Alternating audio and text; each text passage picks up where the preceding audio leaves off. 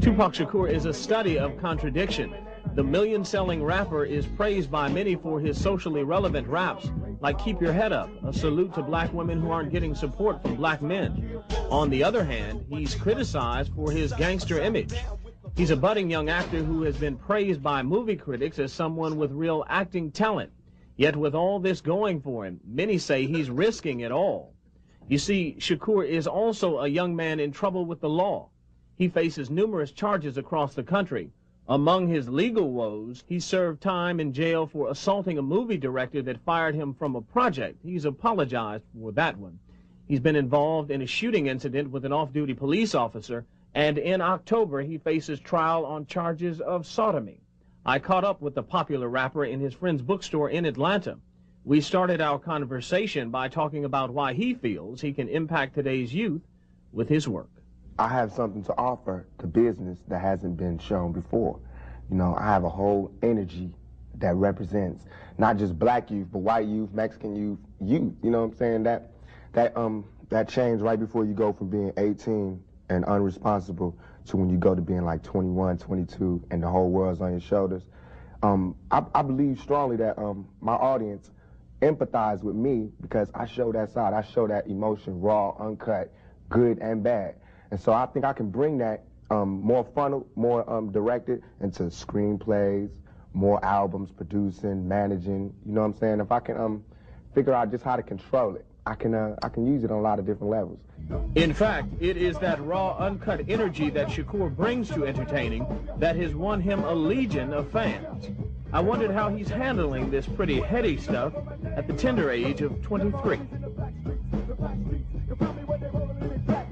Amazing. I'm almost more in awe of the people in awe of me than they are of me. You know what I'm saying? I trip off because it happens out of nothing. It just goes, you know, everybody just be screaming and acting, and I just trip. I get uncomfortable, and it's like similar to a deer being caught in the headlights. So me with just words, it's like a battle to find the right words to say at the right time. I'm curious when you think about the idea that you do have that kind of control over so many people, in one sense, the whole idea of being a role model comes up in the imagery. And a lot of people who know you, and I talked to them beforehand, suggested that, hey, you know, when you meet him, he's going to be something entirely different than you imagine and what the media is portraying him.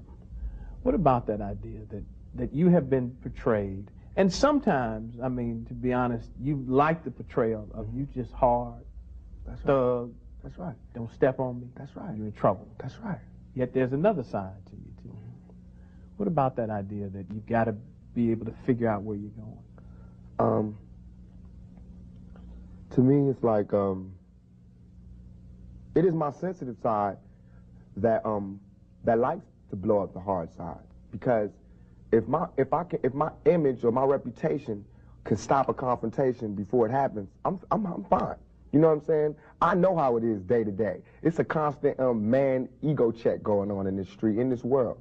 So part of that is just like, you know, that's my resume. But as far as the media, they look at it as something different. They don't care about my resume. They don't care about me not getting in trouble. It's just another story, you know, and it's a real story. They don't have to pay for it, and they're going to milk it for all it's worth.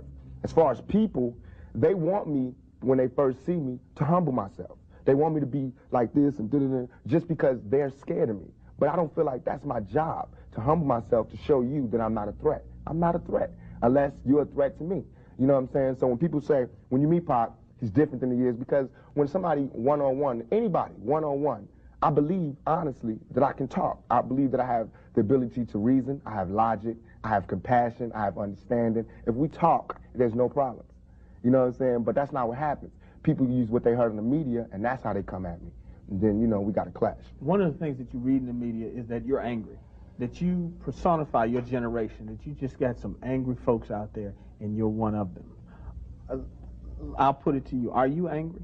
Are you angry with what you see society is about? Yeah. I'm extremely angry, confused.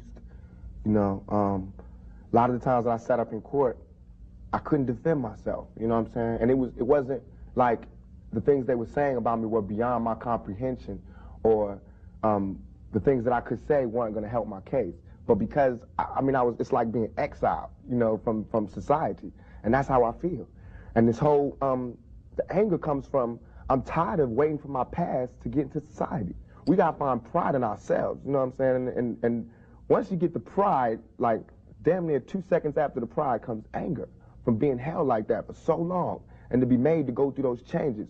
You get mad, you know what I'm saying? I believe as soon as any black man receives his first 3 checks, he starts getting mad. Because it's not about the necessity of having to have a job and having to pay and having to do that. You don't care no more about the smiles and the, you know, yes, massa, because you done got paid. You know what I'm saying? And now it's like you want to save money. You want to help other people. When you see how far it is, how far you have to go to help anybody in your neighborhood. It's set up for me when I get paid for me to exit the ghetto. You know what I'm saying? The only reason I've had these problems is because I haven't left yet. And these problems don't come from a white man. It comes from just society, the problems that we have. Let me put this to you. A lot of people tell me Tupac is, for the most part, a nice guy. This old thug thing, hype. Good for record sales. Helps him identify with the young people who are out there and angry, who would maybe label him a sellout, like they did Hammer, if he didn't have that hard side. What about that? First of all, nobody could call me a sellout. I'm not going for that. I'm not even in that. I'm not looking for approval from the black community because we don't give approval. You know, we don't really do nothing but exist. So it's not like black people could tell me you a sellout or you true blue. You know what I'm saying? It's not that. I'm not even caught up in that. But I can see that, you know what I'm saying, the one thing we do have in common as black people is we share that poverty. So the thug side is more closer to the poverty than me being rich. You know, how can I come to any community center, you know what I'm saying, sporting a Rolex Presidential, all these diamonds, and be like, look, we, you know what I'm saying, gotta.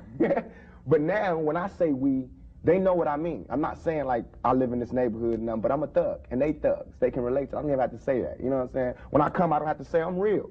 They already know that, you know what I'm saying, from me being me, from not pushing the thugness, but I know from the business that everybody in this business is always whispering in your ear about what you can't say, what you can't do, what you can't wear in this world and in this world. It's 2 worlds, a white world and a black world. All I did was stand in the middle, you know what I'm saying, and say I'm living in both worlds. I can go to the streets and survive, and I can go out here and do my business out here.